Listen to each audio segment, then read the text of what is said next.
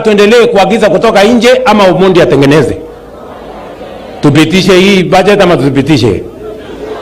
Namba ya 3, tumeweka pale tukasema simiti ambayo inaletwa kutoka nje isiletwe tena. Tuko na viwanda ya kutosha hapa, tuweke vijana wetu katika hii viwanda, watutolee simiti, tujenge nayo Kenya. Ile ya kutoka nje tuweke ushuru. Tuendelee ama tusiendelee? Tumeweka jambo la 4, tumesema mambo ya chuma ambayo inatoka nje ya Kenya iwekwe ushuru, ndio tupate nafasi ya viwanda ya Kenya inayoajiri vijana wa Kenya wapate nafasi ya kuzipanua nafasi nyingi ya ajira ipane. Wale vijana milioni 5 wapate mahali ya kujishikilia. Tupitishe tusipitishe? Sasa hii story tunaambiwa ni gani? Sijui kama tunaelewana watu wa Busia. We must be honest with ourselves as a nation. Na ndio mimi ninasema kama rais wa Kenya, mimi nilisema safari hii nyinyi wadosi mvumilie kidogo, wacha tushughulikie hawa mahasla jameni, hata na wao wakuwe na kitu kwa mfuko, ndio sisi wote tuishi katika Kenya moja. Ama mnasemaje watu wa Busia? Tunakubaliana? Mnasema tuendelee namna hiyo? Mimi nataka munisaidie mahali moja, munizungumzie huyu seneta wetu tafadhali, Bwana Omutata. Wewe sasa unataka kunipeleka kotini, na ile kazi mimi nafanya ni kupangia watu hawa ajira. Kwani sasa utaki hawa watu wapateko kazi? Please, hokia tafadhali.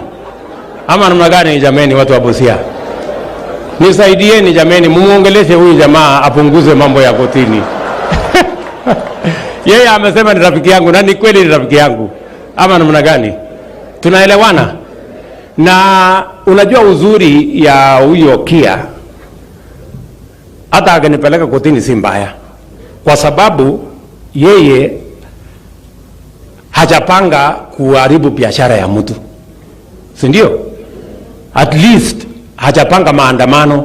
Unajua kuna wengine wananitisha ati usipofanya hii tutapeleka maandamano. Sasa hawa wengine ndio wabaya zaidi. Eri huyu Okia.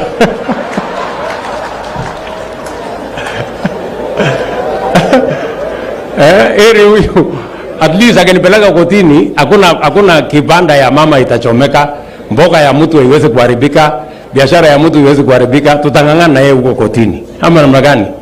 So lakini ile kitu mimi nataka niulize, as a nation we must think as a nation. Sijui kama tunaelewana. Na sasa wewe Okia,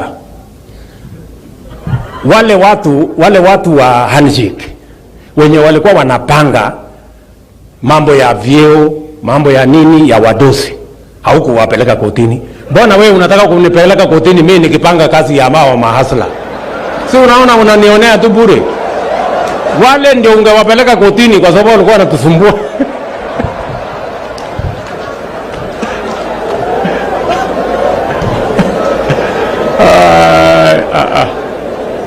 Ama namna gani? Si huyo Kia ndiye angepeleka wale watu ya kutupelea BBI sijui nini wakatusumbua? Si angepeleka kotini?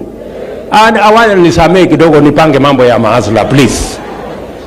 Hawa watu wakishakuwa na ajira watajipanga, watakuja kujitetea kotini. Haya lawyers wakuja wajitetee kotini. So otherwise watu wa Busia, mimi nimefurahi sana kufika hapa, na vile nilikuwa nakujanga Busia